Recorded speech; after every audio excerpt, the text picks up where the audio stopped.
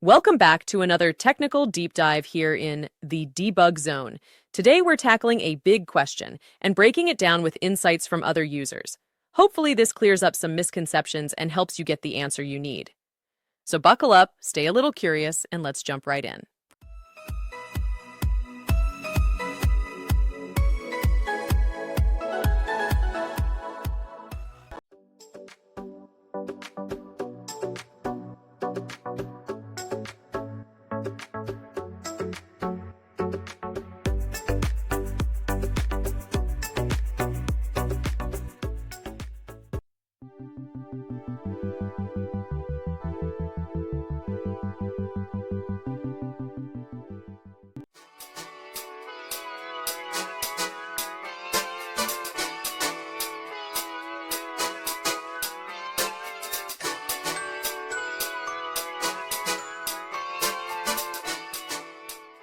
And that's a wrap.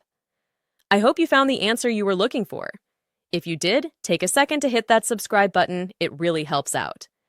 And let me know in the comments which solution worked best for you. See you next time in the debug zone.